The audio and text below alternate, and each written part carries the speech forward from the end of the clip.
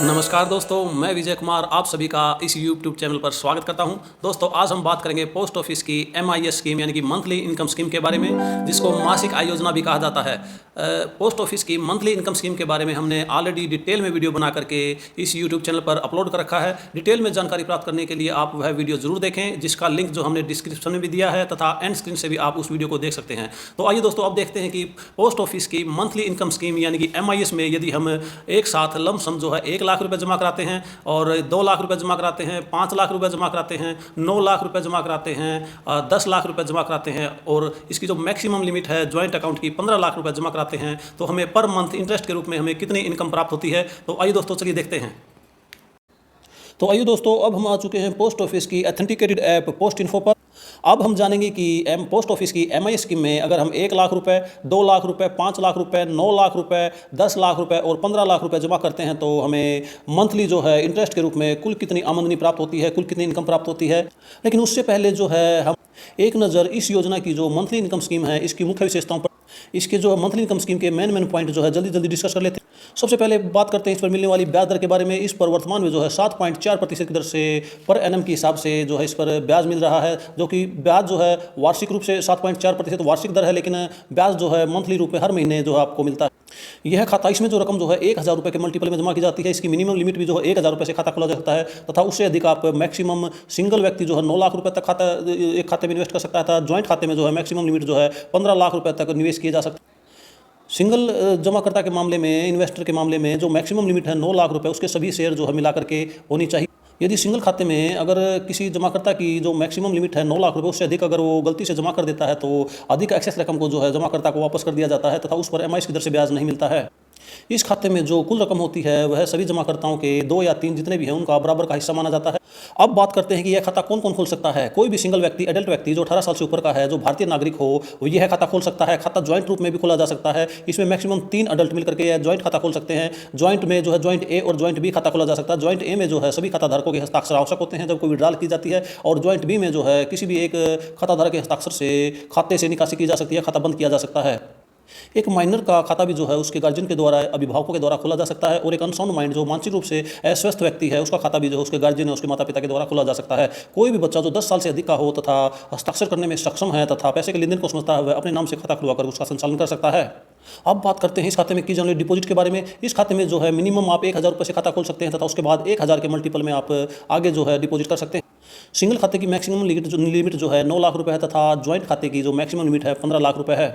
खाते में जमा रकम जो है सभी खाताधारकों की जो है बराबर की ट्रीट की जाती है। सिंगल खाते के मामले में सभी डिपॉजिट या उसके शेयर मिला करके एक सिंगल खाताधारक की जो है अमाउंट जो है 9 लाख से अधिक नहीं होनी चाहिए। जो खाता माइनर के बिहाफ पर उसके गार्जियन माता पिता खोलते हैं, उसकी लिमिट जो है सेपरेट काउंट की जाती है। अब बात करते हैं खाते पर मिलने वाले ब्याज के बारे में। जिस तारीख को खाता खोला जाता है उस तारीख से अगले महीने की उसी तारीख को जो है खाते पर ब्याज ड्यू हो जाता है। यदि हम MIS मंथली इनकम स्कीम खाते से जो है हर महीने ब्याज नहीं लेते तो उस ब्याज पर और अधिक ब्याज नहीं मिलता है। अगर किसी वजह से, किसी मिस्टेक से या गलती से MIS खाते में जो है उसकी सिंगल अकाउंट की जो लिमिट है 9 लाख या ज्वाइंट अकाउंट की लिमिट 15 लाख से अधिक अगर पैसा जमा हो जाता है तो वह एक्सेस मनी जो है जमाकर्ता को वापस लौटा दिया जाता है और उस पर जो है उस एक्सेस अमाउंट पर जो है जमा करने की तारीख से लेकर के उसको रिफंड करने की तारीख तक जो है सेविंग बैंक की दर से ब्याज दिया जाता है। मंथली इनकम स्कीम यानी कि मासिक आय योजना का ब्याज जो है ऑटोमेटिक जो है आपके SB खाते में जो पोस्ट ऑफिस में स्टैंड है उसमें ऑटोमेटिक क्रेडिट किया जा सकता है तथा ECS के माध्यम से यह ब्याज जो है MIS का जो किसी भी CBS पोस्ट ऑफिस में या बैंक में भी है, बैंक के किसी खाते में भी इसको क्रेडिट किया जा सकता है। इस पर मिलने वाला ब्याज जो है टैक्सेबल होता है। इसके ऊपर पोस्ट ऑफिस कोई TDS नहीं काटता, लेकिन यदि आप इनकम टैक्स के दायरे में आते हैं और आपकी इनकम टैक्सेबल है तो आपको ये जो इंटरेस्ट जो है ITR के income from other sources column में दिखाना होता है। अब बात करते हैं खाते के प्रीमेच्योर क्लोजर के बारे में। 1 साल से पहले तो खाता क्लोज ही नहीं किया जा सकता, किसी तरह की कोई विड्रॉल नहीं की जा सकती। और यदि खाता 1 साल के बाद और 3 साल से पहले अगर बंद किया जाता है तो खाते पर जो है 2% उसकी मूल राशि का 2% डिडक्ट कर लिया जाता है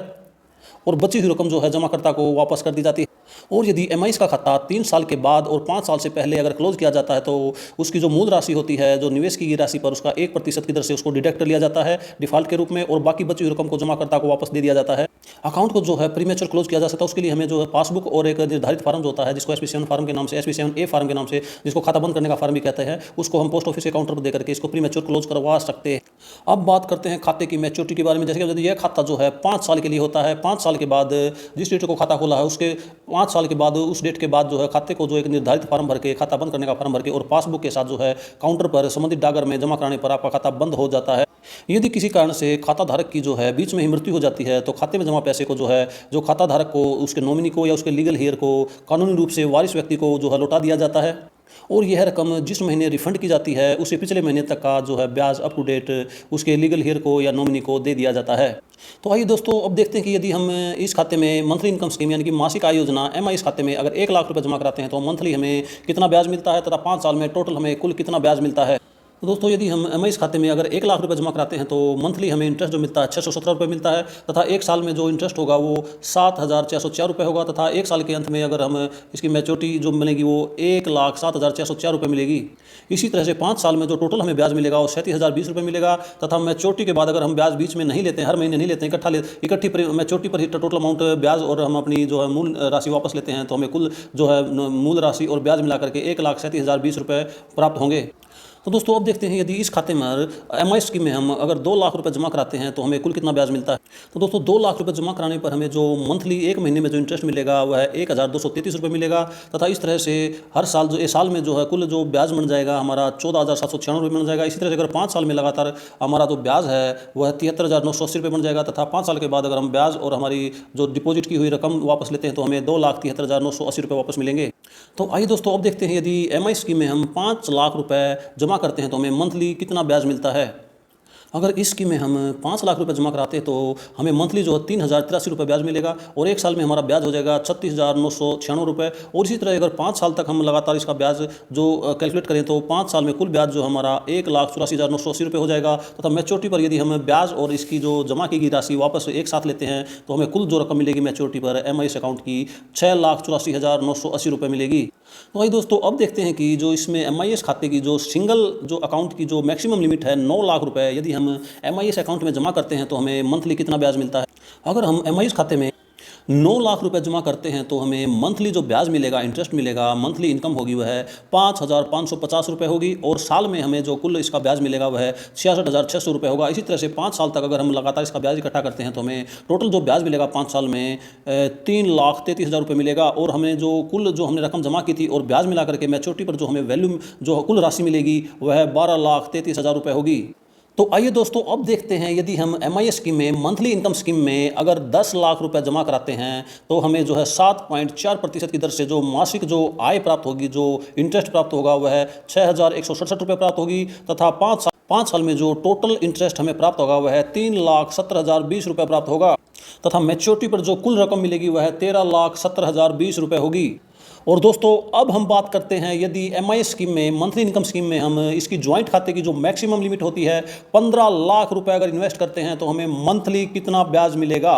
मंथली जो है 7.4% की दर से हमें मंथली ब्याज मिलेगा 9,250 रुपये और 5 साल में जो टोटल इसका इंटरेस्ट हो जाएगा कुल ब्याज हो जाएगा 5,55,000 रुपये